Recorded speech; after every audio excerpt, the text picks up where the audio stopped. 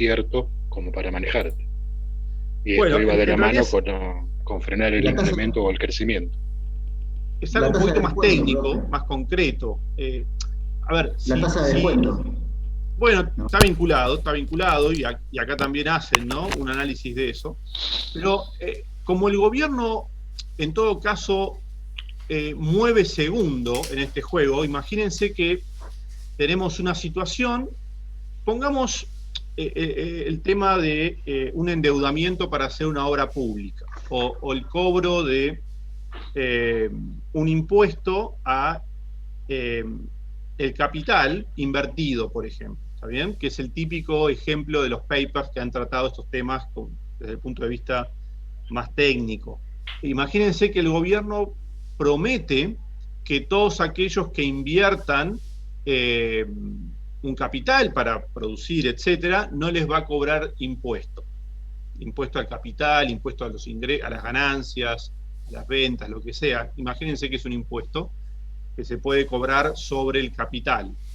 Eh, ¿Cuál es digamos, el planteo que los ciudadanos, los empresarios se harían acerca de eso? ¿Van a confiar en el gobierno? Digamos, Bueno, ¿cuándo pueden llegar a confiar? ¿Cuándo pueden llegar a desconfiar? él hablaba de que muchas veces el historial en cuanto a estas, o sea, lo que ha pasado en situaciones pasadas similares, sirve como fundamento para ver si uno le prestaría o no al gobierno, por ejemplo, en este caso, pero también dice que a veces no es suficiente. Claro, pero antes de llegar a eso, digamos, ¿cuáles son los incentivos? Digamos, si yo le presto a un gobierno, ¿qué incentivos tiene el gobierno para devolverme o no devolverme el préstamo que yo le hice? El futuro, profe. Bueno, ahí está. Entonces, el gobierno en principio tendría un incentivo a no devolverme el capital. Me dice, bueno, mirá, vos ya digamos, no. Imagínense que ese gobierno, por alguna razón, que está analizado en el paper, alguna de estas, como bien decían ustedes, tiene una tasa de descuento distinta a los inversores o los ciudadanos. Porque hablaba de la guerra, o sea, el rol que cumple Él la hablaba guerra. de la guerra. Imagínense que por alguna razón, no sé, el soberano se enfrenta a un peligro, a una guerra que lo puede destronar, etc. Entonces, obviamente ese soberano no está pensando mucho en el futuro, porque su horizonte temporal puede durar nada para adelante, ¿no? Entonces, ¿qué incentivo tiene ese gobernante? Bueno, a no pagar la deuda, básicamente, a defoltear el préstamo o a expropiar un bien de capital. Es lo que se refiere al brazo largo del futuro. Claro, el problema, lo que se refiere al brazo largo del futuro es lo siguiente, y eso ya lo hablamos varias veces acá, porque es como la primera, digamos, esto viene de Hume, lo analizaba, ¿sí? Y ya lo vimos en los escritos de Hume. Si logramos si logramos establecer o confiar, más que nada, confiar en que podemos mantener una relación futura, y cuanto más largo sea ese futuro y cuanto más valoremos ese futuro mejor, eso solo puede dar confianza a que no nos van a traicionar, expropiar, defoltear. ¿Por qué? Yo le expliqué a esto. ¿Por qué ese brazo largo del futuro, por sí solo, aunque no hubiera ninguna otra tipo de normativa, ni de castigo legal, ¿por qué por sí solo permitiría mantener la cooperación? Es decir, que no haya traición entre las partes. Porque los Porque los beneficios a largo beneficios plazo son mayores que los beneficios en este momento. Digo, si vos confías en el largo plazo, quizás temporalmente a corto plazo es menor, pero digo, si traicionás es un solo pago y después no se va a volver a repetir, digo, como teoría de juego. Claro, en algún sentido es un equilibrio que se mantiene, digamos, es un equilibrio que se logra mantener. ¿Por qué? Porque cada uno de los participantes sabe que si traiciona al otro, pierde todos los beneficios de esa interacción futura.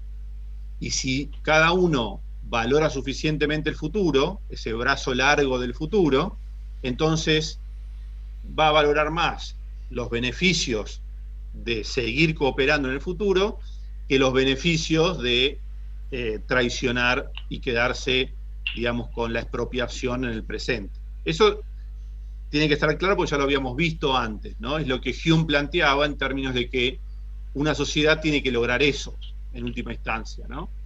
Y la justicia debería hacer que aquellos individuos que no están valorando suficientemente el futuro y que tendrían algún tipo de incentivo a traicionar a los demás, sean castigados para que eso no suceda, que tengan algún costo de hacerlo. Eso ya lo habíamos en Hume. Entonces, ahora lo que se plantea en este paper, y se pone el ejemplo de, digamos, lo que pasó en Inglaterra, entre lo que era un gobierno, la corona, y una ciudadanía, unos inversores que estaban representados en el Parlamento, es algo parecido, ¿no? Algo parecido. Está la idea de, bueno, ¿cómo podemos, dado que, digamos, no conocemos cuánto va a durar el futuro, no sabemos si vamos a seguir interactuando, ese mecanismo, digamos, reputacional, que se podría llegar a perder eventualmente, no está presente. Porque no hay una reputación construida, no hay forma de saber si el monarca, digamos, va a seguir interactuando con nosotros. Entonces, ¿qué pasaba en ese sentido? O bueno, está bien, estamos hablando primero de lo teórico, ¿no? Entonces, dado que eso puede existir, ese riesgo puede estar presente, ¿no? De que un monarca, por alguna razón, no valore suficientemente el futuro, porque está muy amenazado, como bien ustedes dijeron, etc. ¿Qué surge como alternativa para poder mantener las transacciones y la cooperación a falta de ese sistema reputacional basado en el brazo largo del futuro? Básicamente lo mismo que decía Hume, pero con la personificación en un parlamento duro. O sea, no es que antes no existía, sino que la corona siempre encontraba la forma de evadir los mecanismos que eran débiles antes, hasta la Revolución Gloriosa. Bueno, pero está bien, va por ese lado, pero hay un hecho que es fundamental, que manifiesta eso, que lo plasma. ¿Qué es? Y las leyes y los controles. La Constitución, digamos. Claro, la Constitución. A ver, entonces la Constitución va a venir a ser un mecanismo de gobernanza para imponer limitaciones y eventualmente castigos a los monarcas que intenten hacer un uso, digamos, oportunista de un cambio de situación. Por ejemplo, el monarca perfectamente puede decir en el periodo 1, y eso puede ser creíble, puede decir, yo te voy a devolver el préstamo, créeme, y supongamos que se le cree, se le da esa chance, pero si la situación cambió, si el monarca está amenazado, se reduce la valoración del futuro, y eso puede hacer que lo que antes podía ser óptimo, ya deje de ser óptimo, y lo óptimo sería traicionar. Entonces, para evitar ese posible comportamiento estratégico oportunista, que es el timing consistency, básicamente, la inconsistencia temporal, lo que ex ante podía ser óptimo, ex post deja de ser óptimo. Ese es el problema de la inconsistencia temporal, por eso se tiene el nombre de inconsistencia. La forma de resolver ese problema, que digamos, hace implosionar todo el mecanismo de credibilidad, es establecer una constitución, un cuerpo, digamos, de normas que va a poner, digamos, castigos y limitaciones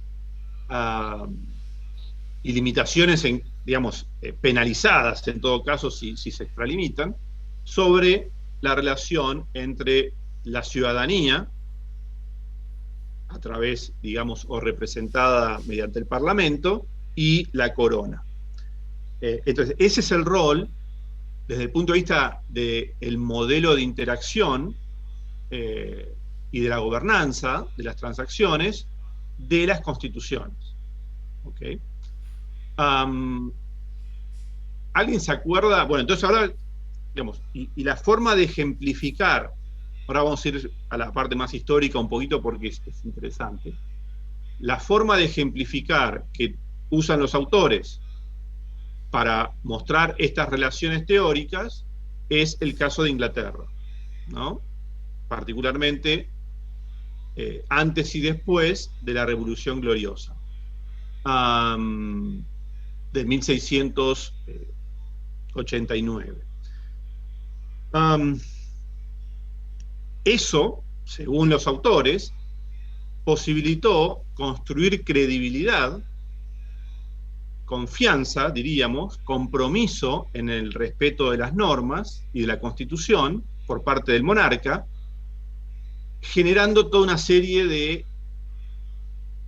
incentivos para la inversión, ¿no? Básicamente.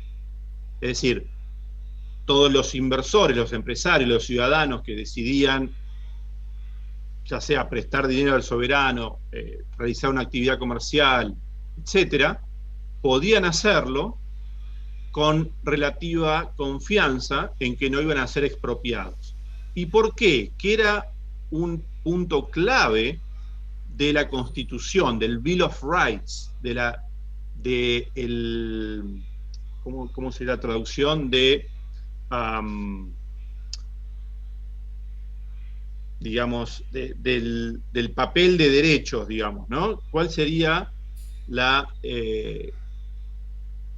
parte de esos derechos que el soberano firmó, que se autoimponía limitaciones respecto de qué aspecto fundamental en la relación corona-ciudadanía?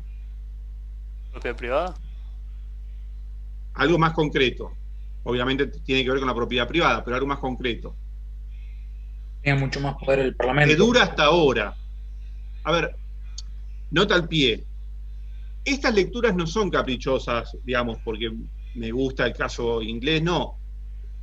Todas estas instituciones o estos mecanismos de gobernanza que los hombres fueron encontrando para resolver problemas de coordinación y de incentivos, se van agregando un stock, ¿no?, de conocimiento, podríamos decir, de la humanidad. Entonces, estos pequeños mecanismos, cuando funcionan, se copian, porque dan buenos resultados, mejora la productividad de las sociedades, permite un mayor crecimiento, entonces se copian. Este en particular, del que les estoy preguntando, sigue todavía, es generalizado en la mayoría de, digamos, las democracias o las repúblicas modernas, hasta el día de hoy. ¿Cuál es? La destitución. Muy importante. Muy importante. El control parlamentario, profe. ¿Qué? El control parlamentario. ¿De qué? De la administración. No, O sea, mucho más concreto. ¿El control parlamentario de qué? ¿El de presupuesto? las finanzas. ¿Puede ser? Más específico. ¿Qué Profe, tiene que hacer ¿no un es la gobierno? democracia republicana? Mucho más concreto. ¿Qué le impone el Parlamento a un gobierno? O a la corona en este caso, que después pasa a ser el ejecutivo. Presupuesto. Respete la Constitución. No, más concreto. Eso está, pero es mucho más concreto, más operativo. La auditoría, profe. Más explícito. No. De sus finanzas públicas. Sí, pero más concreto, que cada vez que quiera cobrar un impuesto, lo tiene que aprobar el Parlamento. ¿Está bien? Cada vez que el monarca o el ejecutivo quiera establecer un nuevo impuesto, lo tiene que aprobar el Parlamento. Eso es hasta el día de hoy. En Argentina sucede así. En todas las democracias modernas sucede así. Es una innovación que sucede con el Bill of Rights de 1689, donde el monarca se compromete constitucionalmente, firma un contrato con el Parlamento, con sus súbditos, por el cual se compromete a no imponer nuevos impuestos sin la aprobación parlamentaria. ¿Esto para qué? ¿Para qué lo hace? Bueno, justamente para dar seguridad en términos de expropiación, digamos. El soberano no puede expropiar arbitrariamente a nadie. En todo caso, si cobra un nuevo impuesto, antes lo tiene que aprobar el Parlamento, que son los que van a pagar ese impuesto, básicamente. A grandes rasgos, no estoy haciendo una división después, bueno, en diferentes clases, digamos, sociales, no, estoy un modelo muy sencillo, monarca versus sociedad civil.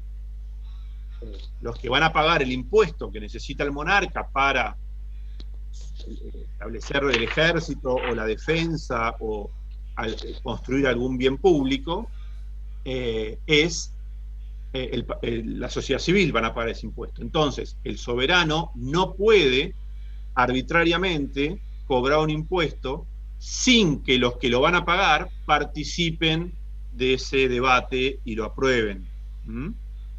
Hay una frase que es famosa, una fórmula, si quieren, que es no taxation without representation. Es decir, no se puede establecer un impuesto sin la representación parlamentaria a favor de ese impuesto. ¿Está bien? Sin que los que lo van a pagar estén representados y puedan oponerse, en todo caso, a pagar ese impuesto.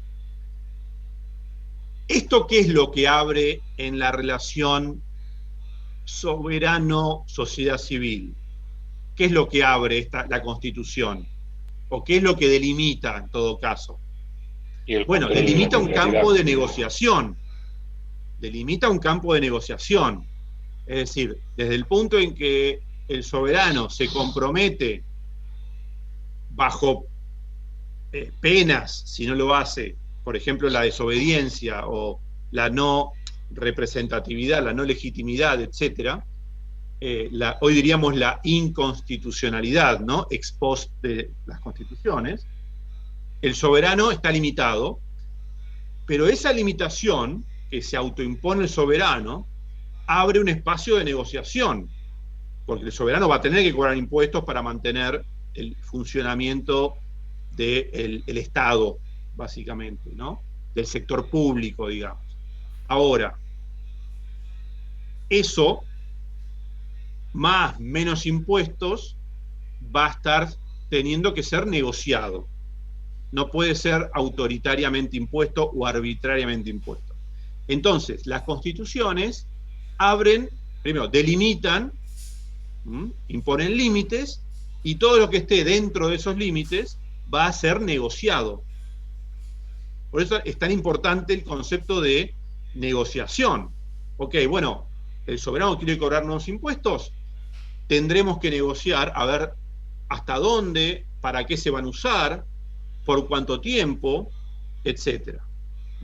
Y en todo caso el gobierno deberá justificar, convencer a los que van a pagar ese impuesto que les conviene eventualmente pagarlo, que no va a ser un uso discrecional de lo recaudado, etc. ¿Sí? Que lo va a poner al servicio de la provisión de bienes públicos, defensa, educación, justicia, construir infraestructura, etcétera, ¿no? Son todas cosas que Ada Smith, en el capítulo sobre el funcionamiento del sector público, las describe. Yo no sé si alguien tiene ganas de leer toda esa parte. Nosotros vimos el último capítulo de ese libro, que era sobre el crédito público, pero los primeros capítulos de ese último libro hablan acerca de las finanzas públicas en términos de qué bienes el gobierno o un gobierno puede legítimamente producir o proveer, digamos, ¿no? Sí. Carmela, decime. Ese diálogo también no fomenta justamente a la confianza de aquellos que forman parte del Parlamento, si la corona pide un préstamo o lo que fuere, como hay un diálogo y hay una construcción de una relación más equitativa de poder, también eso fortalece a eso, al endeudamiento y a la fluidez del diálogo, Sí, justamente. claramente es un mecanismo que trae confianza a la relación, claramente. ¿Esa confianza qué permite, por ejemplo? Algo bien concreto. ¿Qué permite esa confianza? Que, por ejemplo, el hecho de que la Constitución imponga esta limitación al establecimiento de impuestos del soberano, en términos económicos, ¿qué permite? ¿O qué facilita, digamos? ¿Qué incentiva? Bueno, la inversión, básicamente. Claro, la inversión. La inversión. Acuérdense también que nos decía Adam Smith que cuando no había esta confianza, esta seguridad jurídica, ¿qué hacía la gente con sus riquezas? Eso te iba a decir. Que era cuando las decía que enterraba, las enterraba, ponía fuera del alcance del gobierno, del soberano. ¿Por qué? Porque era obvio que se las iban a expropiar. Y lo mismo que Bueno, dice... entonces es lo que genera las reglas claras, ¿no? Digamos. Claro, y si todo el mundo guarda la riqueza, hace un pozo y guarda, digamos, lo poco que tiene, porque tampoco van a tener mucho en ese tipo de sociedad, porque no hay inversión, no hay aumento de productividad, no sé, serán las pocas cosas que pueden tener, si encima lo guardan, bueno, el estado en el que puede vivir una sociedad así va a ser muy precario, ¿no? Algunos seguirán a vivir bajo el marco de otro tipo de relaciones en otras sociedades. Y los que se queden, bueno, serán muy pobres, porque digamos, no hay incentivos a que nadie produzca nada, porque justamente se disocia el resultado del esfuerzo de cada uno con el disfrute, en todo caso, o con la disponibilidad del resultado de ese esfuerzo, ¿sí? ¿No? O con la decisión de cómo se usa. Entonces, bueno, ese tipo de sociedades van a ser muy precarias.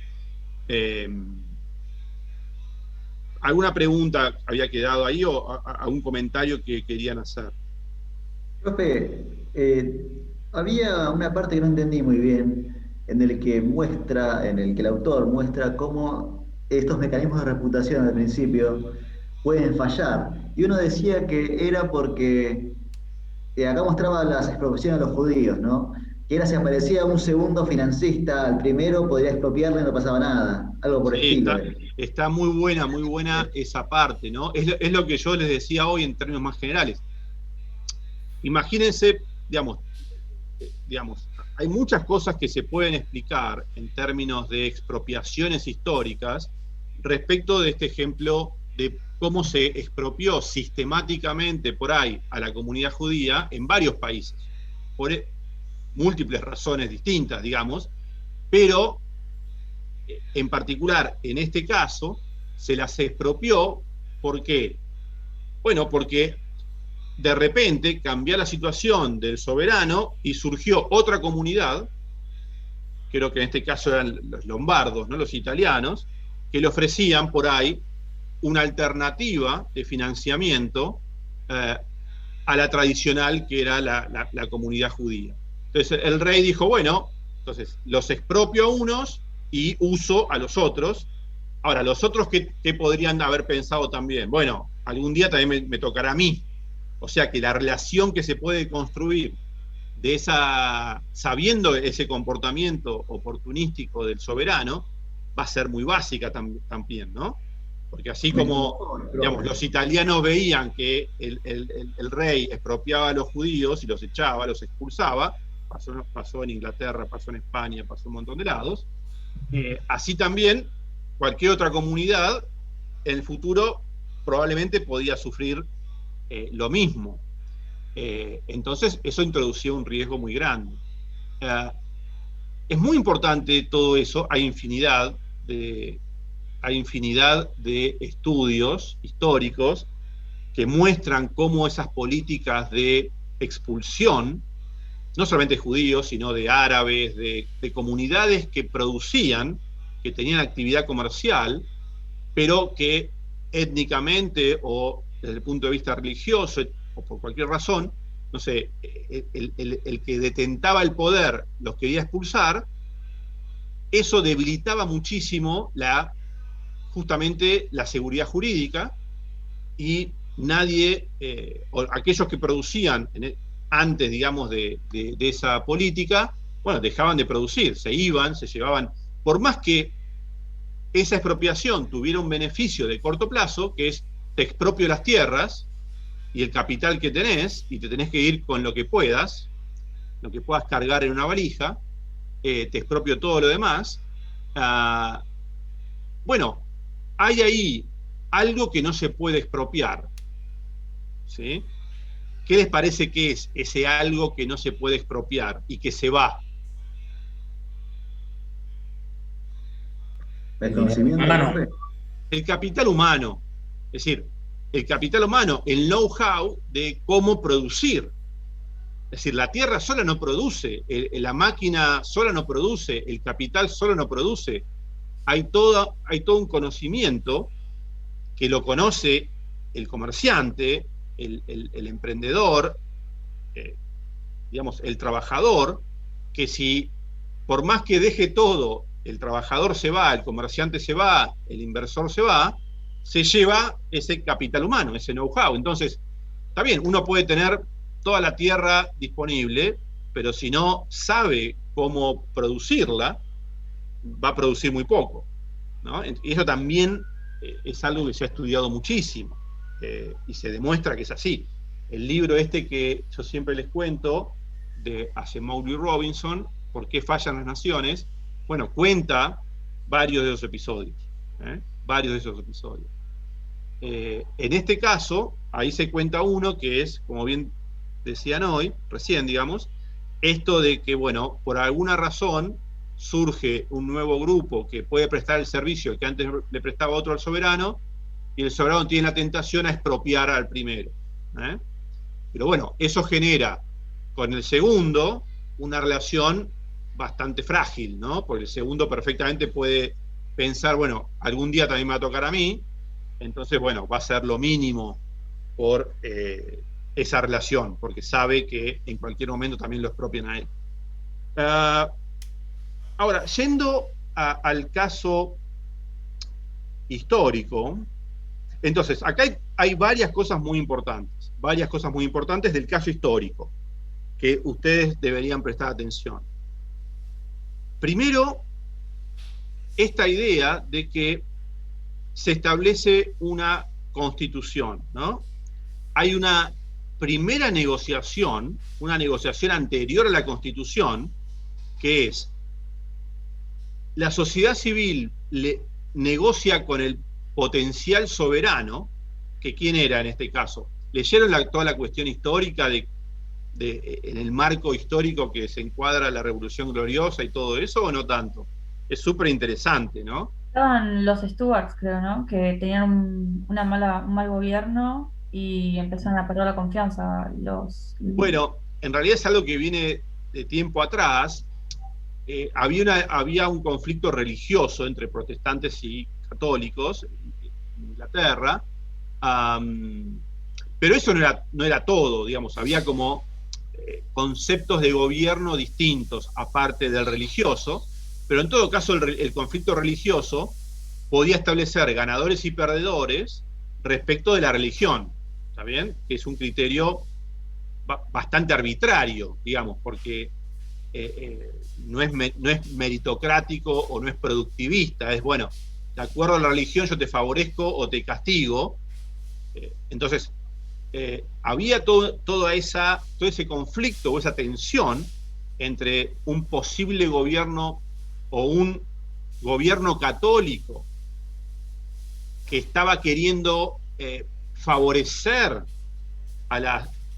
digamos, a individuos católicos dentro de la jerarquía gubernamental de Inglaterra, y esto los incumbentes, digamos, los que estaban, bueno, lo rechazan, ¿no? Lo quieren rechazar y quieren traer a un candidato que sea también protestante, y que pare, y que en todo caso también expulse a los católicos, ¿no? Y esto podía salir bien, podía salir mal. Son esas cosas también que se llaman a veces como coyunturas, digamos, muy delicadas, de la cual puede salir un resultado u otro, y no hay forma, en todo caso, a priori de saber cuál va a ser. Lo que resultó ser, entonces, fue el establecimiento de una monarquía favorable a las élites protestantes, que eran los que estaban en el poder en Inglaterra, con, bueno, un monarca que era William de Orange, y su mujer, que a su vez era hija de los católicos anteriores, pero no era católica, era protestante. Son todos primos en realidad, pero casados con distintas familias. Entonces, esa negociación inicial, preconstitucional, que se establece entre el Parlamento o esta élite de la sociedad civil inglesa con el potencial futuro rey, que era Guillermo, y María, su mujer, iban a ser rey y reina simultáneamente, digamos. Eso no siempre, digamos, los dos iban a tener como el mismo poder finalmente. Entonces, el Parlamento les dice, bueno, te vamos a aceptar como rey y vamos a financiar tu guerra para imponerte como rey en Inglaterra, y aparte luchar contra Francia, que era la que estaba en todo caso defendiendo a los católicos en Inglaterra, que era Luis XIV, ni más ni menos, un rey muy, muy poderoso, francés, un monarca absoluto. El Parlamento, o la sociedad civil, mejor dicho, hace esta negociación preconstitucional con el candidato a monarca, y le dice, nosotros te vamos a financiar, pero vos tenés que firmar la Carta de Derechos, el Bill of Rights, que fue la Constitución de 1689, que da inicio a, que finaliza, si quieren, lo que fue la Revolución Gloriosa, ¿no? Que fue para Inglaterra algo, un antes y un después. Podía haber salido muy mal eso, podía haber ganado el otro bando, el bando digamos, de la tradición católica, y haber echado a los protestantes. Es decir, podía haber pasado cualquier cosa. No había, es más, fue muy riesgoso todo este emprendimiento de la guerra con Francia y el establecimiento de Guillermo y María en Inglaterra, tan riesgoso que incluso digamos, esto también lo comentaba Adam Smith cuando habló de la creación del Banco de Inglaterra. Tan riesgoso era que costaba muchísimo conseguir crédito para financiar a la corona en la guerra contra Francia. Es decir, la tasa de interés era altísima, lo que estaba capturando el riesgo asociado a ese préstamo, a esa inversión. Entonces, como no se conseguía financiamiento para eso, ¿qué es lo que el monarca, digamos, firma la Carta de Derechos? ¿Y qué es lo que hace el Parlamento para asegurarse que el monarca que ellos quieren, que firmó la carta, que se autoimpuso límites, permanezca en el poder y no venga otro a disputárselo, que en todo caso podía ser contrario a los intereses del Parlamento? Es decir, monarca y Parlamento logran, algo que está también explicado acá, una relación que es mutuamente beneficiosa.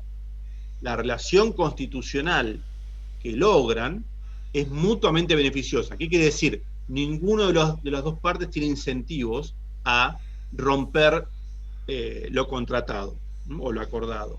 ¿Y por qué? ¿Por qué el rey no tiene incentivo? Bueno, porque el Parlamento le va a financiar su permanencia en el trono, ¿no? O su acumulación de poder, incluso internacional. La amenaza de Francia, etc. ¿Y por qué al Parlamento le conviene que esté ese rey? Bueno, porque si viene otro rey, los pueden expropiar, básicamente. Puede haber un cambio de jugadores en la élite inglesa, entonces aquellos que estaban firmando, aquellos que estaban, digamos, aceptando al nuevo rey, fueran desplazados por los que un potencial, digamos, contrincante del rey, si llegara a ganar, los iba a, digamos, desplazar y iba a poner a su propia élite, ¿no? Esto es algo muy recurrente, ¿no? En todos los sistemas de gobierno, básicamente, y por sistemas de gobierno hablo de la relación entre corona o gobierno central o ejecutivo y sociedad civil, ¿no? Muy, digamos, lo vemos todos los días prácticamente. Pero eso es lo que hace que la Constitución, los autores usan una palabra muy importante, dicen que, ¿cuál es la condición para que una Constitución o una Carta de Derechos funcione en términos de incentivos? ¿Qué tiene que ser? Bueno, esto que estamos diciendo tiene que ser self-reinforcing, o self-enforcing, quiero decir. Es decir, tiene que ser auto... ¿cómo sería la traducción? Self-enforcing. Autoesforzarse, dice. Claro, enforzarse, ¿no? Es decir, tiene que haber, las dos partes tienen que tener incentivos para mantener la relación, ¿está bien? Para reforzar la relación. ¿Okay? ¿Me quiero de Nash, profe? Enforcement, ¿cuál sería la traducción al castellano? Enforcement o enforcement, es como... ¿Fortalecimiento? ¿Cómo? Sí, pero es cuando un enforcement de algo es como la ejecución de algo, digamos, ¿no? Implementación, aplicación. La implementación. Tiene que haber una palabra. ¿Tenemos como una más... imposición, por ejemplo? Sí, o sea que... puede ser algo parecido a eso, ¿no? El enforcement de algo es el velar porque algo se cumpla, básicamente, ¿no? Entonces, que algo sea self-enforcement es que nosotros tenemos la voluntad y los incentivos y la motivación para hacer que se cumpla algo, ¿ok? Y cuando las dos partes tienen esa voluntad, entonces se logra el acuerdo, y ese acuerdo no es solamente un acuerdo de palabra, sino es un acuerdo de incentivos. Y esa es la diferencia crucial entre alguien que dice, sí, decime, te firmo, pero por ahí esa persona no tiene ningún incentivo a cumplir. Entonces, lo que tiene que tener, digamos, una constitución básica, es decir, un marco legal básico que se inicia por primera vez, es esta idea de que sea en teoría de mecanismos o en teoría de contratos, la palabra técnica es compatibilidad de incentivos, ¿no? Tiene que tener una restricción de compatibilidad de incentivos. Es decir, esto que estamos acordando, tenemos que estar seguros, tanto ustedes como yo, de que los dos tenemos incentivos a cumplir. Y eso tiene que ser creíble, tiene que ser algo obvio, ¿está bien? No puede haber dudas respecto de eso, porque si hubiera dudas, surge desconfianza, ¿está bien? Y si surge desconfianza, hay problemas en la relación. Entonces, es muy importante esta cuestión que después en la literatura técnica de economía se llama compatibilidad de incentivos, ¿no? Ellos, en este paper, lo llaman self-enforcement. Cuando hay un contrato constitucional, lo que establece ese contrato tiene que ser creíble. Y la credibilidad viene dada por esta compatibilidad de incentivos. Si no, no es creíble. Yo puedo prometer cualquier cosa, pero si llegado el caso no me conviene cumplirlo, entonces es obvio que no lo voy a cumplir. Y ustedes lo saben ex ante a eso, entonces no me van a creer.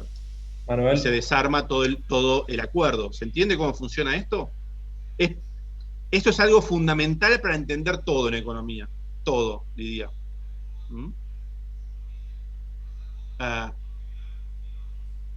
Es así de claro. No puede haber acuerdo posible si lo que estamos prometiendo que vamos a hacer, o lo que estamos acordando, para la otra parte no está claro que a nosotros nos convenga hacerlo. Si surge, hay alguna duda, si otra parte duda que llegado el caso nos va a convenir hacer eso, no va a confiar y obviamente no va a haber trato posible. ¿Okay? Por eso esta palabra de auto impuesta o auto, no sé, motivada o compatibilidad de incentivos es crucial en esto. Y el caso concreto es el que yo les digo.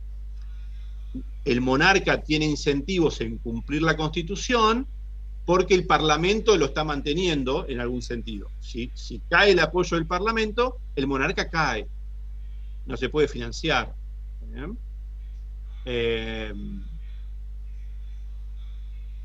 Uno podría decir, bueno, si el monarca es astuto, puede empezar a construir poder y en todo caso después cerrar el Parlamento cuando tiene un ejército que amenaza al Parlamento. Pero justamente el Parlamento no va a ser tonto y va a tratar de minimizar el ejército que el monarca va a tener en tiempos de paz. Eso también está contado ahí. Sí, explica que si había un ejército en pie, era difícil hacer esto, ¿no, profe? Claro. Es decir, obviamente hay todo un juego de señales ahí, ¿no? Y si el rey empieza a tratar de acumular poder, por ejemplo, empieza a formar un ejército chiquito, qué sé yo, el Parlamento va a decir no, o lo desarmás, o esto no continúa nuestra relación. ¿Está bien? Bueno, hay todo un juego de señales ahí que si surgen dudas, complica la relación. Obviamente hay 1000 ejemplos de gente muy astuta que transformó una democracia en una dictadura. ¿Sí? Hay 1000 ejemplos. Jugando al límite inicialmente de la negociación y saliendo victoriosa de varios engaños. Puede pasar. De hecho pasó. El nazismo es un ejemplo bien concreto. ¿Sí?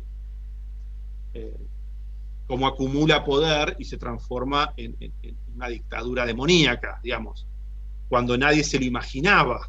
¿Sí? No estaba para nada dentro de las posibilidades de la Alemania, que era una democracia, con partidos políticos, no estaba para nada, sorprendió, es decir, fue tan ágil los movimientos, tan astutos, tan estratégicos, tan maléficos, podríamos decir, que sorprendió y se convirtió en esa dictadura, en ese, no sé, esa concentración de poder gigantesca.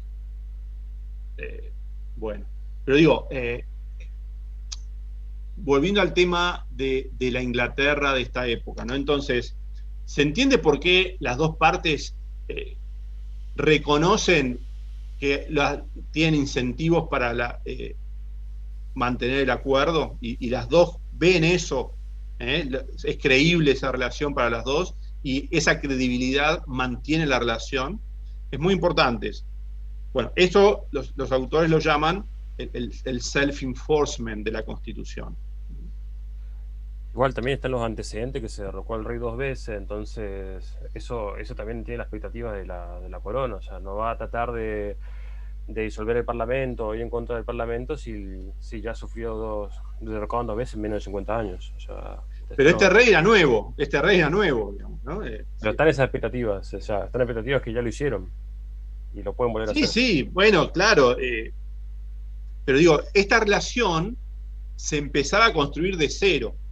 Era un nuevo rey que estaba negociando con un parlamento al que nunca había conocido antes, y se prometen cosas que se manifiestan después en la Carta de Derechos.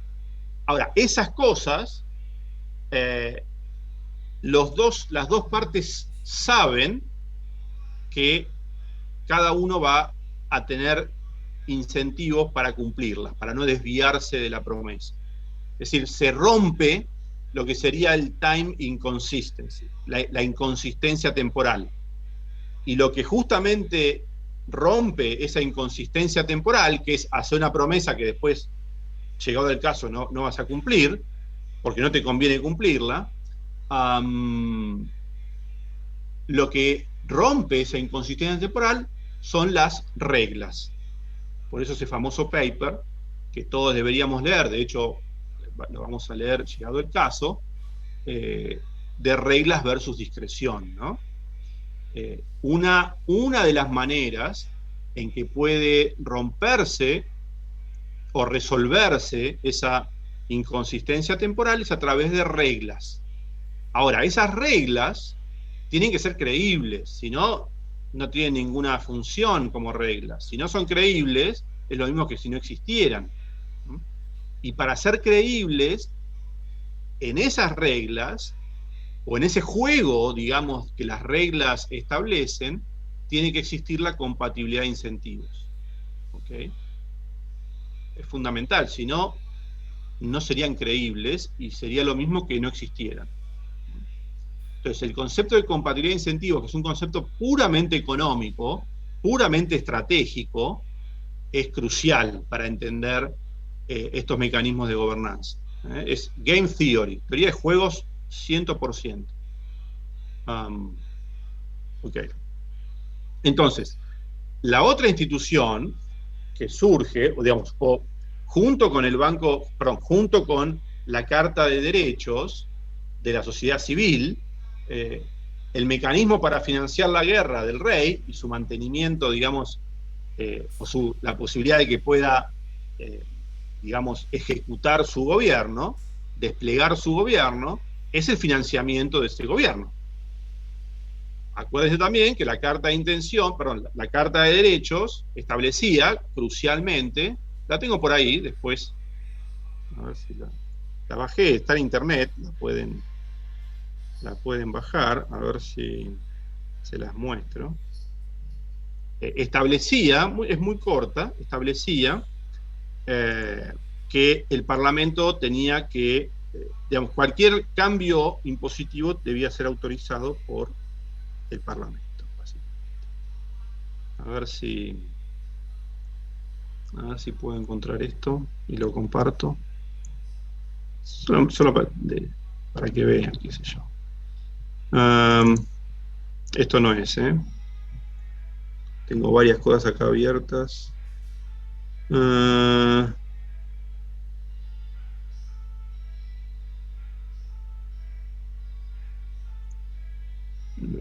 No. No sé, no puedo ver acá. Quizá me la saqué. Esta. Bueno, en realidad esta es el establecimiento del Banco de Inglaterra. ¿Está bien? No es la carta, no es la Bill of Rights. Esa búsquenla ustedes y léanla, de 1689, sino que es el acta por la cual se crea, el acta por el cual se crea el Banco de Inglaterra. La otra después la buscamos y la podemos comentar. Pero bueno, este es el acta por el cual se crea el Banco de Inglaterra. El Banco de Inglaterra es la institución que, manejada por el Parlamento y legitimada por la corona, porque la corona le dio un monopolio a esta corporación de banqueros, de ser el único banco, digamos, a gran escala, como corporación en Inglaterra, durante un tiempo. Entonces ahí ven también el doble enforcement, ¿no? Porque el Banco de Inglaterra unía intereses, porque por un lado iba a ser el vehículo por el cual se iba a financiar el rey, entonces el rey tenía incentivos a darles este monopolio, y por otro lado iba a ser un monopolio para los financistas, ¿está bien? Entonces iban a ganar un montón de dinero por financiar al rey. Claramente que esto iba a suceder si era todo exitoso, si todo salía según el plan. Por ejemplo, el Banco de Inglaterra financiaba al gobierno británico que a su vez estaba para hacer una guerra contra Francia. Si el resultado de la guerra hubiese sido distinto, si hubiese ganado Francia, tanto el rey como el Banco de Inglaterra, como el Parlamento inglés, o por lo menos quienes manejaban el Parlamento inglés, hubiesen, digamos, pasado al olvido. Entonces, obviamente hay un montón de riesgos y especulaciones y, incertezas que entran en juego en todas estas cosas, ¿no? Entonces, este episodio en particular salió beneficioso para quienes representaban si quieren, esta modernización institucional a nivel de las sociedades. Gobiernos limitados, representación parlamentaria, negociación respecto de impuestos y gastos y usos de los recaudados impuestos, etcétera. ¿Está bien? Eso permitió después el crecimiento fabuloso que tuvo Inglaterra. Pero ex ante eso podía haber sido distinto. Ok. Entonces, ¿qué más estaría bueno comentar a ver, ¿quién más quiere comentar algo de este trabajo? Profe, menciona que anterior a la Revolución Gloriosa hubo otra revolución que falló en... ¿Anterior a qué? ¿Anterior a qué? Anterior a la Gloriosa, que era la Guerra Civil. Que sí, la de Cromwell. No fue self-enforcing como la segunda, porque removió la fuente de arbitrio, la fuente de, ¿cómo se dice?, del autoritarismo de este rey, pero no le dio incentivos al rey para no volver al camino de antes. A ver, digamos, no sé si fue una revolución concretamente, creo que en parte sí. El evento político más trascendente de Inglaterra previo a la Revolución Gloriosa fue cuando, ahora no me acuerdo exactamente los nombres, pero bueno, 1640 aproximadamente, el rey que estaba vigente muere sin herederos. Hay una disputa entre potenciales candidatos, finalmente se generan, digamos, batallas, y finalmente toma el gobierno, o se encarga del gobierno, un general que había ganado en esas batallas, que era Cromwell, y se convierte en el ejecutivo.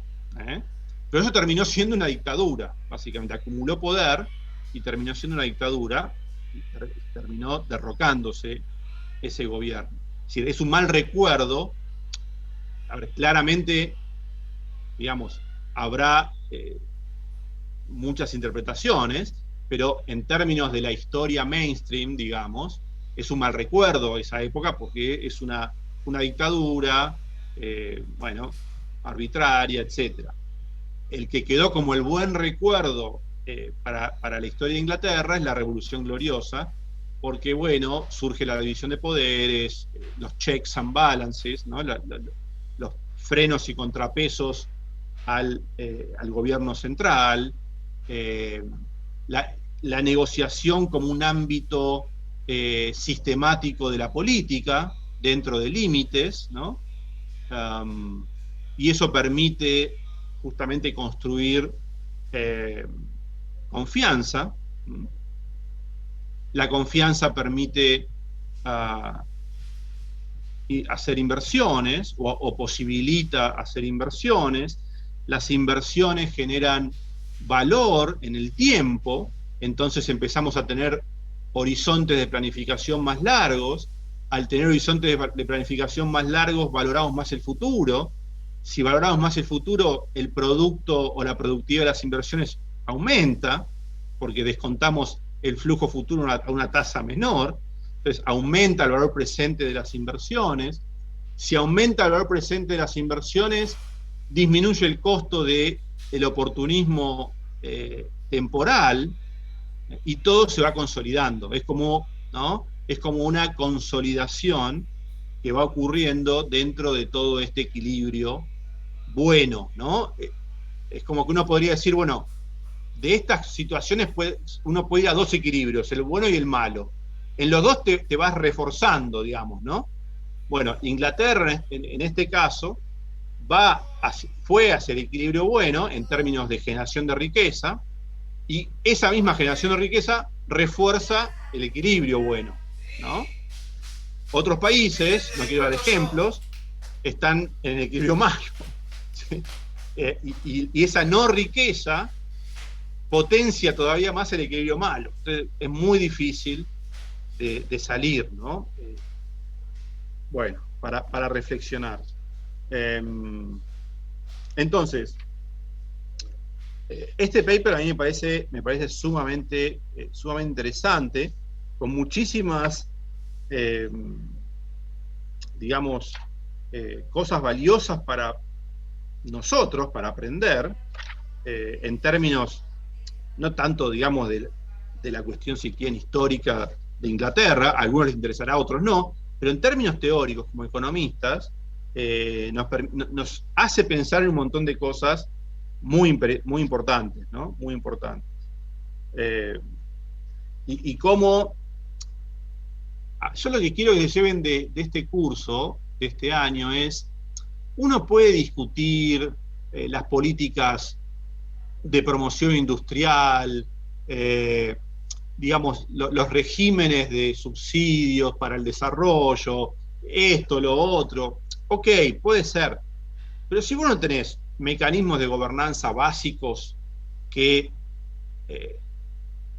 eviten la expropiación, que den confianza a las inversiones, etcétera, todo lo demás no te sirve para nada, porque la gente lo que va a hacer enterrar sus riquezas, se las va a llevar a otro lado, y no te van a creer, básicamente, en que eso que estás diciendo que vas a hacer, realmente lo vayas a hacer, o a la primera que te cambia, digamos, la relación de costo-beneficio, vas a traicionar, y vas a cambiar la política. Entonces, digo, si no hay un mecanismo básico de gobernanza de las transacciones que hacemos nosotros cada día, todo lo demás no tiene efecto, básicamente, no tiene efecto. Es discutir cosas que, digo, la probabilidad de que salga algo efectivo de eso es muy baja, porque no es creíble, básicamente, ¿no? Y no es creíble porque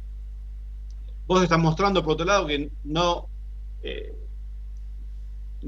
respetás derechos de propiedad mínimos, ¿no? O básicos, o sos muy arbitrario, o rompés límites, o buscás, digamos, la acumulación de poder que te permita gobernar de forma arbitraria. Entonces, esto no lo digo, nosotros creo que estamos en una situación no tan extrema, pero claramente hay países que uno los ve en nuestra región que están en la situación extrema, ¿sí? Y que es muy fácil llegar ahí. No es muy difícil, es relativamente fácil. Salir es muy difícil. La confianza se destruye en un segundo. Recomponerla te puede llevar décadas. Entonces, es muy fácil destruir, muy difícil construir. Entonces, nosotros creo que estamos en una situación para reflexionar, ¿no? Para reflexionar. Creo que igualmente no todo está perdido. Una diferencia entre lo del texto y la realidad actual sobre el problema intertemporal es que por más que el monarca podía ser derrocado en una guerra, las decisiones que tomaba siempre las tomaba él y siempre se terminaba contradiciendo al mismo. El problema que tenemos nosotros es que cada gobierno toma decisiones diferentes al anterior, inclusive. Ok, o sea, por más que haya un no, mi intención está lejos de extrapolar directamente una situación a la Argentina contemporánea. La parte de la Argentina contemporánea tiene, dentro de todo, cierto funcionamiento de división de poderes, etcétera, elecciones periódicas, manifestaciones como las de ahora, estoy escuchando un cacerolazo, y eso se tiene en cuenta en la política, justamente porque los políticos no son tontos, y quieren ganar elecciones, entonces bueno, digamos, no es que estamos ante un gobierno absoluto. Una consulta. Pero digo, son cosas que invitan a reflexionar. Ahora cierro y les permito, digamos, comenten ustedes. Son cosas que invitan a reflexionar cómo deberían funcionar los mecanismos de gobernanza, ¿no? Ya sean a gran escala, como puede ser una constitución o leyes nacionales, etcétera, o a pequeña escala, en relaciones nuestras con el verdulero de la esquina, que confiamos o no confiamos en función de, no sé, la reputación, etcétera. Es decir, cómo todas las transacciones que ocurren en una economía, en algún sentido tienen que estar, digamos, apalancadas o potenciadas por algún tipo de mecanismo de gobernanza. Pueden ser muy sencillos, como eso de ir construyendo reputación, a más sofisticados como los sistemas de reglas y de constituciones y de división de poderes y de elecciones periódicas y de representatividad de muchos sectores o de todos los sectores en relación a X variable en la toma de decisiones, etcétera, ¿no? Pero esto es una evolución. Pasamos de la... Y esto estaba en Hume. Pasamos de la época de las cavernas, donde nos matábamos porque desconfiábamos de nosotros mismos, porque justamente ahí el más fuerte se podía aprovechar del más débil, entonces el más débil decía, bueno, ¿para qué voy a hacer esfuerzo si viene el más fuerte y se lleva lo que yo coseché? Fuimos aprendiendo a cómo construir instituciones, mecanismos que no se observan, no se ven, en ningún lado uno puede ver un mecanismo de gobernanza o una institución, si vemos el resultado de eso. Y podemos juzgar, o hay evidencia de cuando funciona y cuando no funciona, ¿no? Y es muy complejo, porque no hay una institución, entonces la podemos poner o sacar y hacer estadía comparativa. No, bueno, juegan todas las instituciones, todos los mecanismos juntos, y es muy difícil, muy complejo. Pero digo, hay una evolución patente, y hay un aprendizaje, y hay una selección natural de mecanismos de gobernanza. ¿Está bien? Algunos funcionan más que otros, y eso permite extender, ampliar el mundo de las transacciones. Y si se amplía el mundo de las transacciones, se amplía la riqueza. Eso es el mensaje de Adam Smith. ¿Por qué? Porque somos más productivos, porque invertimos, etcétera, ¿no? Si se rompe esa confianza en el funcionamiento de las transacciones, volvemos a las cavernas, ¿no? Paso a paso, volvemos a las cavernas. Y tendemos a desaparecer. La gente se irá a otras sociedades donde hay acuerdos que permiten mantener el mundo de las transacciones funcionando bien. Entonces, hay una selección natural, es un proceso evolutivo, fuimos aprendiendo esto. No es que alguien, por arte de magia o por una visión divina, lo impuso un día, sino que es un lento devenir que por prueba y error fuimos aprendiendo que algunas cosas funcionan mejor que otras. Y bueno, acá estamos, ¿está bien? Pero ese es el mensaje, si quieren, que yo les puedo contar desde Hume hasta estos textos que estamos viendo, en este caso el de North. ¿Está bien? Vamos a seguir con esto no termina acá. Yo quiero como mostrar mucho de esto para que piensen mucho, digamos, por ahí después no lo vuelven a ver más. Entonces, por lo menos quiero mostrarles este tipo de análisis que a mí me parece que es muy importante, ¿no? Y que creo que está subrepresentado en la carrera que ustedes están haciendo.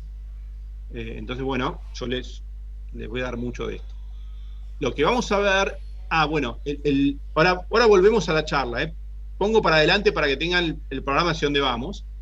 Nos queda ver el paper, lo vamos a hacer la próxima, el paper de Sargent y Belde, donde ahora analizan desde este punto de vista qué pasó en Francia. Es decir, ese gobierno de Luis XIV que había entrado en guerra con el de Guillermo en Inglaterra, el del Banco Central inglés y el Bill of Rights. Vamos a ver cómo sigue eso en Francia.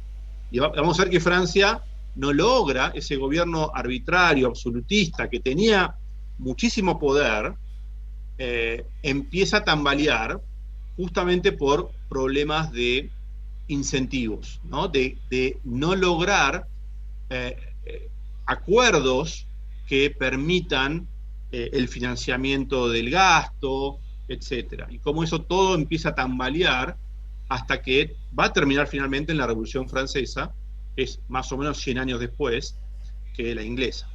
¿Bien? La diferencia es que la Revolución Inglesa, por lo menos la gloriosa, no fue tan sangrienta. La francesa termina en una ruptura fuertísima con el orden institucional previo, ¿no? Abruptamente. La inglesa, todo lo contrario, es como más un devenir más lento, ¿no? Pequeñas innovaciones en los mecanismos de gobernanza que van como solidificando lo que después va a ser Inglaterra. Francia, la Revolución Francesa es recontra abrupta, después lo veremos, pero digo, la parte macro financiera es la que vamos a ver en el paper de Sargent, ¿está bien? Ellos ahí van a analizar cómo funcionaba institucionalmente la gobernanza macro, ¿no? Macrofiscal monetaria, y cómo eso no funciona bien y termina generando la caída finalmente de la monarquía en Francia.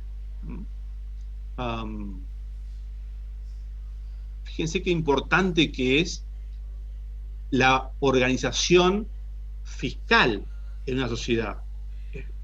Digo, yo cuando estaba en el momento que estaban ustedes ahora estudiando mi carrera, en La Plata había 2 o 3 materias de finanzas públicas, es como un clásico en La Plata, finanzas públicas, y toda una tradición de finanzas públicas, y era una materia que uno la cursaba, pero si yo hubiese tenido toda esta, digamos, esta idea detrás de que para qué es importante estudiar a fondo la economía y las finanzas públicas, bueno, lo hubiese disfrutado mucho más. En ese momento, por varias razones, uno está apurado, que yo, y no tiene estas ideas, pero fíjense lo importante que es para la organización política y gobernanza de una sociedad que funcione bien su financiamiento, ¿no? A nivel macro. Es crucial. Cuando eso no funciona, se destruye todo, porque se destruye el mercado, básicamente. Se destruyen los precios, se destruye todo el mecanismo de organización, digamos, macroeconómica, ¿no?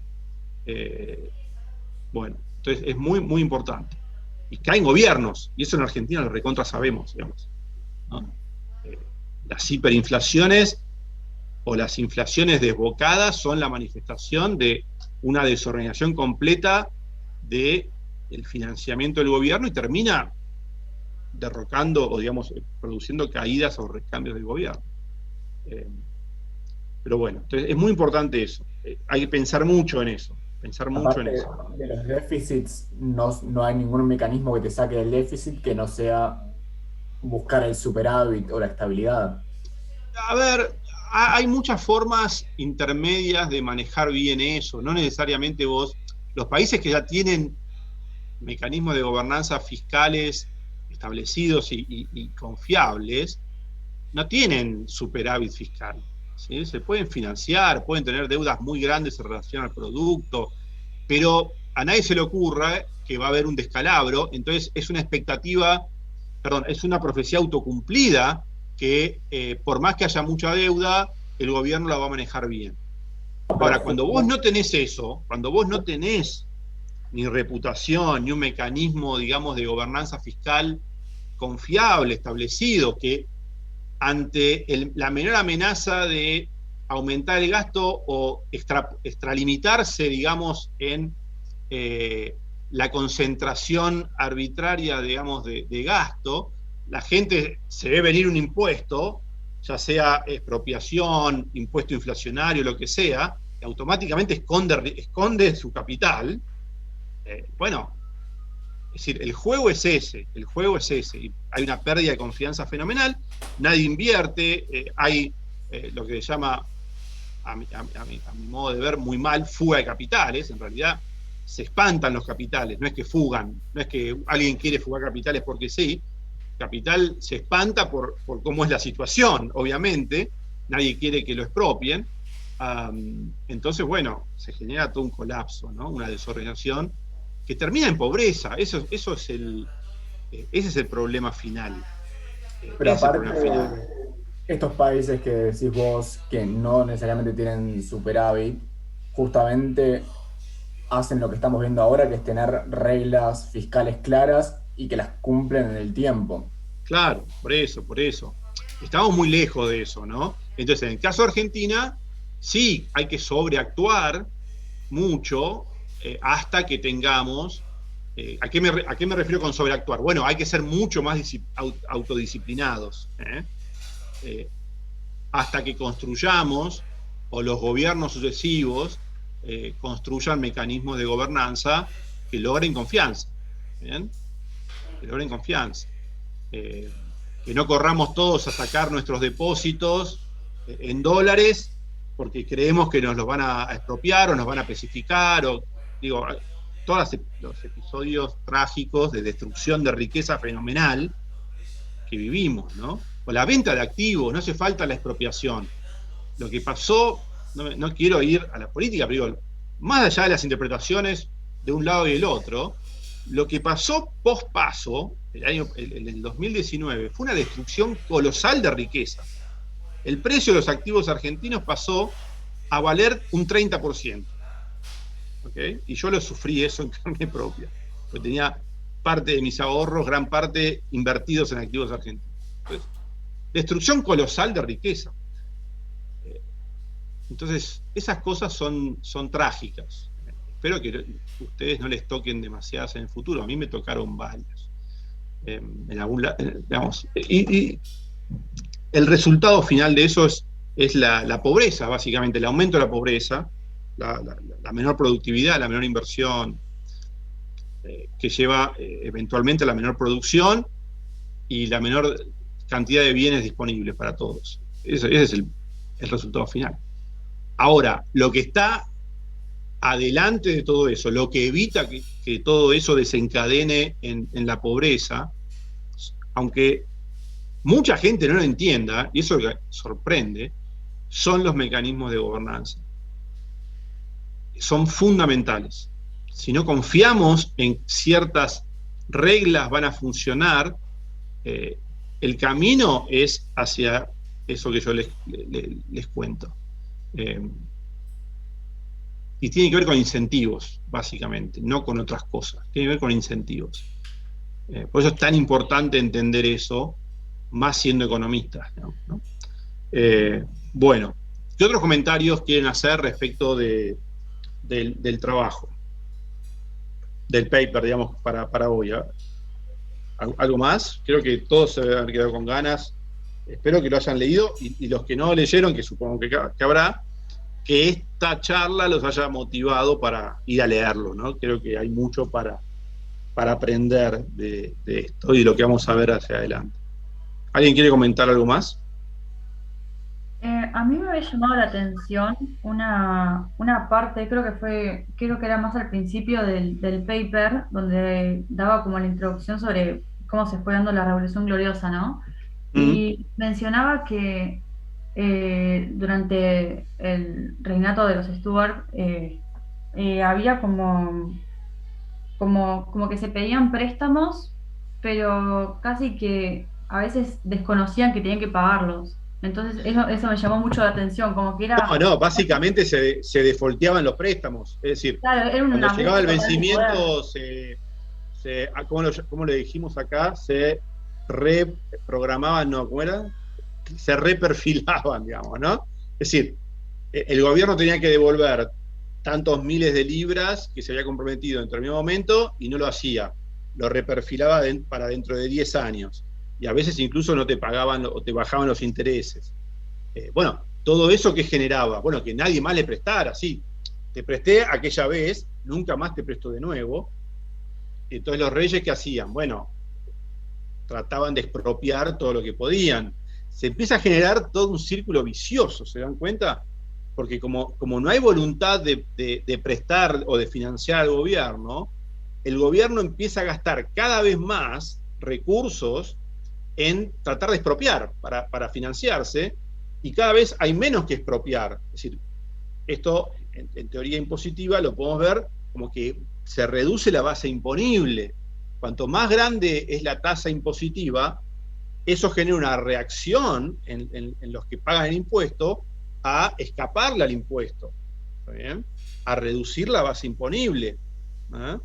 Es fantástico. Claro, pero lo que me llamó también la atención es que, digamos, los súbditos, para decirlo de una forma, como que lo seguían pagando. O sea, no había como otra opción en ese momento, como que no se pensaba. Bueno, aceptaban que les dilataran el pago, no les quedaba otra, si ya habían prestado. Entonces, todo eso terminó finalmente generando el desfinanciamiento de los reyes ingleses hasta que viene la Revolución Gloriosa, básicamente.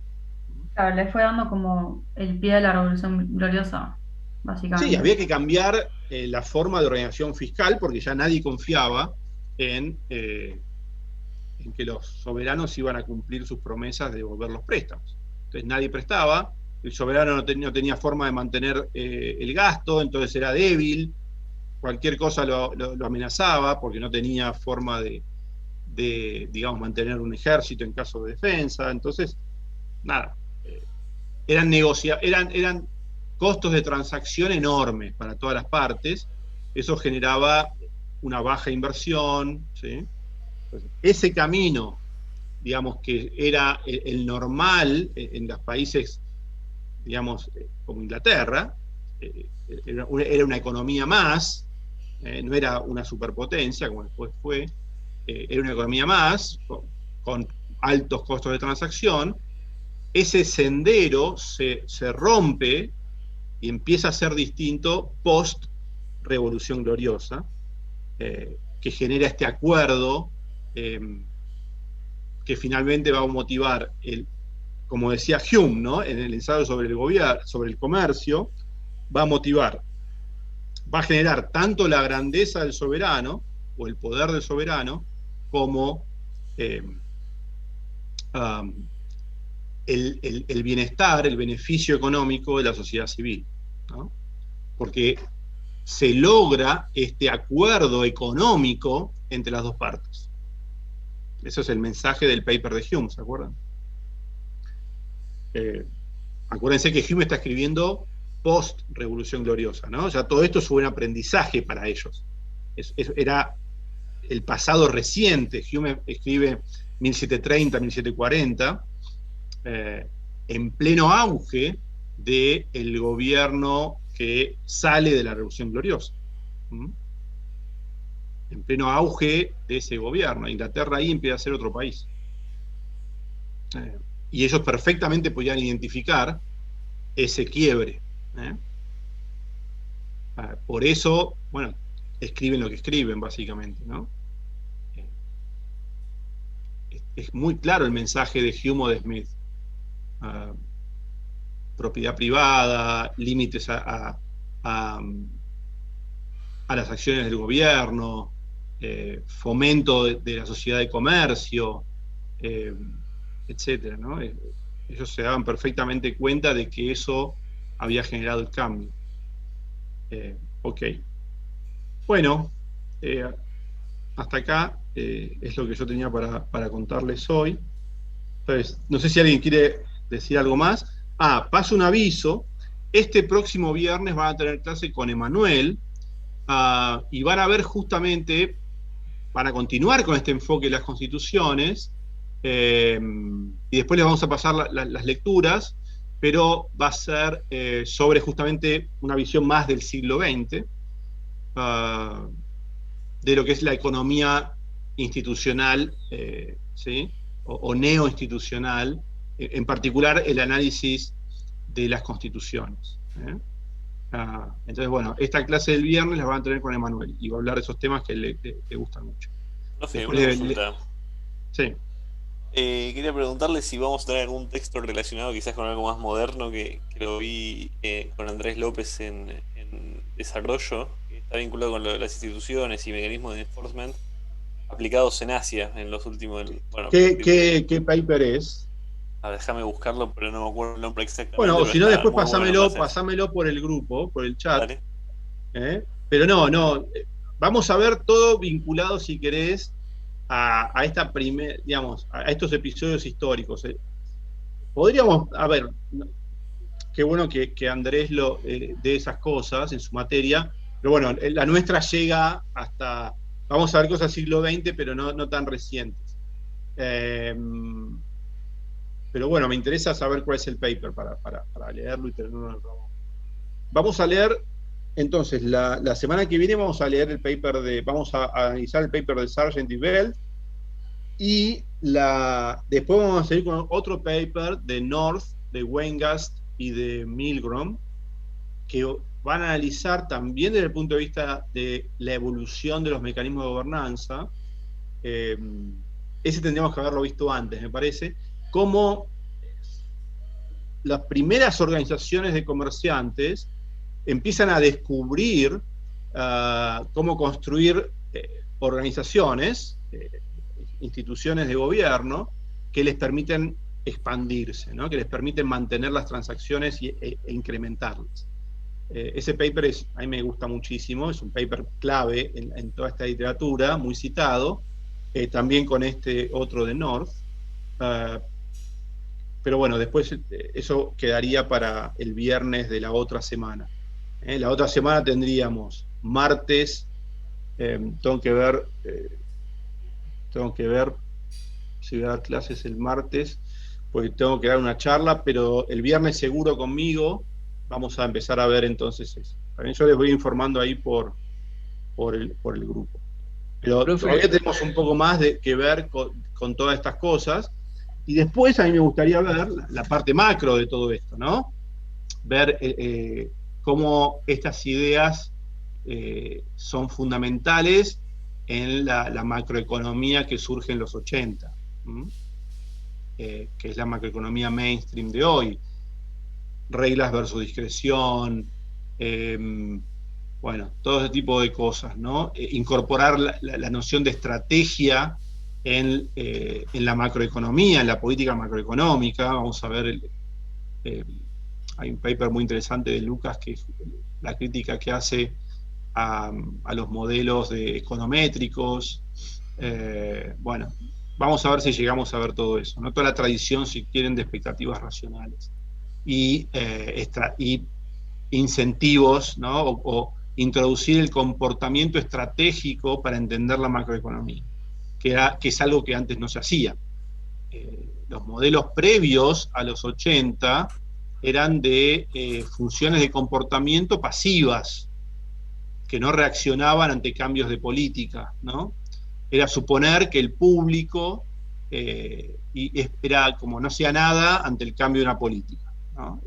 Entonces, con la incorporación de expectativas racionales, con la incorporación de microfundamentos, etcétera, se incorpora en toda la macroeconomía dos ideas fundamentales, o tres, vinculadas. Primero, que el público reacciona a lo que hace el gobierno. Segundo, que reacciona estratégicamente. Reacciona haciendo lo que más le conviene hacer. Y tercero, las expectativas y la credibilidad. Es decir, que el público se anticipa incluso a los actos de un gobierno, con toda esta idea, ¿no? Entonces, la política económica, si quiere ser efectiva, tiene que tener en cuenta todas estas dimensiones, ¿no?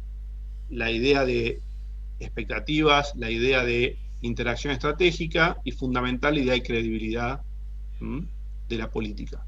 Entonces, todo eso vamos a verlo en la última parte de la materia, con varios trabajos muy importantes. Ahí va a pasar de nuevo el tema de la inconsistencia temporal y todo eso también. ¿Sí? Uno de Stiglitz que se llama Algunas enseñanzas del milagro del este asiático, Ajá. del 97, y después de Evans también dio algo de lecciones transferibles, bueno, transferable lessons, Sí. reexaminando los requisitos institucionales en el este asiático. Ah, qué bueno, qué bueno. Están No muy los buenos. tenía, Después, si no querés los te los tenía. escribo por el mensaje si los tiene. Dale, compartiros ahí, seguramente que a más de uno les va a interesar. Bueno, qué bueno que también se lea eso. Bueno, hasta acá llegamos, ¿les parece? Profe, una pregunta. Sí, Entonces, la semana que viene, el viernes, tendremos el parcial y después tenemos clase. claro. El parcial dijimos que era el 30, ¿no? Sí, el último día de abril, Sí, que es viernes 30. dijimos que era el 30 y yo ese día puedo dar clases, así que el parcial dura 20 minutos. ¿Okay? Es un multiple choice, va a ser. Así que ese mismo día podemos dar clases. Después, en todo caso, lo definimos, pero en principio sí. En principio, el 30 tendríamos el parcial y damos clase. Gracias. El día que yo no voy a poder, porque, ya les digo, tengo ya comprometida de mucho tiempo anterior una charla, es el martes 27, que se superpone exactamente porque es a las 7. Así que el martes próximo no voy a poder dar la clase, la daré el viernes. Voy a ver si, en todo caso, les paso las lecturas o si alguien de los ayudantes quiere dar la clase, va a ser bienvenido. Por suerte, bueno, Manuel va a estar dando este viernes y entonces ya nos veríamos nosotros el 30. Igual cualquier cosa estamos conectados por el grupo, ¿no? Ahí escriban cualquier consulta. Si es algo súper urgente, me arroban, así lo veo más rápido. Y si es algo que es fundamental mi respuesta, ¿no? Si ustedes se pueden contestar, no, háganlo entre ustedes. Pero bueno, ahí siempre estamos conectados. Una pregunta, profesor. Sí. Entonces, no vamos a tener clase de repaso porque ya no tenemos clases con vos. Claro, no. Okay. No hay mucho que repasar. Yo no suelo hacer clase de repaso. Nunca hago clase de repaso. Ok. Es cuestión de sentarse a leer lo que vimos, digo, o si tienen los videos de las clases, a leer un poco. Yo sé que muchos, yo también lo hacía a veces, dejan todo para el último momento, que se ponen a leer todo una semana antes o 3 días antes. Bueno, fíjense, tampoco son cosas tan complejas, ¿no? Digo. Creo que con los videos y la disponibilidad de las lecturas no van a tener problemas. ¿Y de cuán largo va a ser? Porque si están 20 minutos. Y serán 20 preguntas. Ok. ¿Sí? 20, 25 minutos. Entonces, lo que queda de acá que entraría sería lo de North, lo nuevo del martes, más lo del viernes que nos tienen que dar la lectura, ¿o no? Claro, lo que vimos hoy, más lo del viernes. Ok. Claro, pues el paper de Sargent no vamos a llegar a verlo, así que ese no entraría al examen. Gracias. Entonces, básicamente sería lo de Adam Smith. Hasta hoy más lo que dé Emanuel el viernes. Está bien. Sería eso. O sea que el de Sargent entraría. No puede. A ver, lo podría hacer entrar, pero digo, como todavía no lo vamos a haber discutido, prefiero que lo dejemos para después. Lo vamos a ver después del examen. Ok, gracias. Así que no entraría. Bueno, gente, nos vemos la semana que viene. Gracias. Muchas gracias, profe. Para ponernos de acuerdo, el examen va a ser por Google Meets, creo que es, que hay la posibilidad de establecer un formulario. Entonces ahí puedo armar un multiple choice. Entonces, eso es mi experiencia el año pasado, que fue la primera vez que lo hice. Es como que cada uno se tiene que loguear con su email. El email de la facultad. Sí, con el email de la facultad. Entonces después se corrige automático y les llega automáticamente a ustedes el resultado. Con el de la facultad, pero a Google Meet Porque no sé si se puede. O sea, Google, el medio de la facultad Sí, es de creo que te permite cualquier mail. Ah, Este ok. Google, tengo que ver bien cómo es, después en todo caso les comento. Bueno. Pero Sí, sí, me te parece permite que cualquier mail. me parece que se puede cualquier mail, lo único que en el formulario tiene que haber una sección que diga nombre y apellido. Sí, eso sí, eso sí. Pero sí, después el Es mail nombre, creo que- apellido, email. El email es más que nada para que te llegue el resultado del examen. ¿Está bien? Claro. Pero tiene que haber nombre, apellido, legajo, eso lo pongo yo. Entonces tienen que completarme todos los datos y se puede desde cualquier mail. Ustedes van a tener el link al examen, yo se los envío, se metan ese link, completan primero ese cuestionario inicial de datos y después pasan a las preguntas. Y esto es automático. Se abre y se cierra solo y cuando todos terminaron se les envía a todos el resultado. Claro, o sea que el viernes a las 7 de la tarde nos aparece el link en el chat y ahí arrancamos. Exacto. Sí, exactamente. Sí. A ver, 7, 7 y 5, una ¿viste? cosa así. Claro, el tema es, sí, lo pueden hacer 7 y 5, 7 y 10, eso es lo de menos. Pero asegúrense de tener que la conexión funciona, que no les pase como me pasó a mí la semana pasada. O sea, ponerse a reserva. Digo, esos detalles tecnológicos que son vitales ahora, por más que uno no quiera, es la única forma que tenemos de hacerlo. Así que chequeen que todo esté funcionando bien.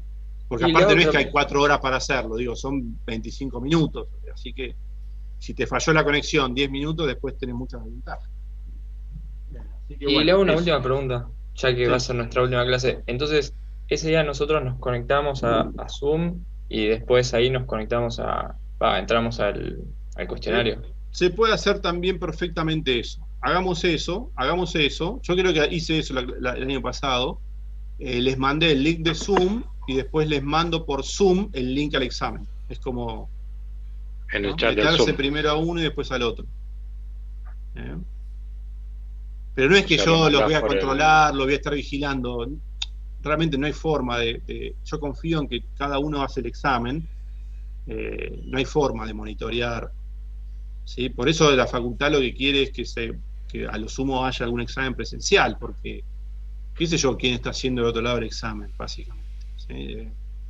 Es una relación de confianza, pero como no, es una confianza que no es muy sostenible, porque no vamos a interactuar mucho más que estos exámenes. Así que, como nada, qué sé yo. Espero, tengo la esperanza, no la confianza, la esperanza medio de fe en que no se van a copiar. ¿Sí? Pero bueno, no hay forma de... Mecanismo de confianza, profe. Pero no hay forma, porque no los puedo controlar, no los puedo penalizar, no tenemos interacción repetida. Muy difícil. ¿Ok? Bueno. ¿Hay un mecanismo de gobernanza? Y es muy difícil, no hay forma. Por eso lo que quiere la facultad es poner al menos una instancia presencial para que, bueno, haya un control. Si no, es como... Nada, qué sé yo. Bueno, nos vemos entonces la semana que viene, chicos. Dale, perfecto. Gracias, profe. Gracias. Chao. Chao, gracias.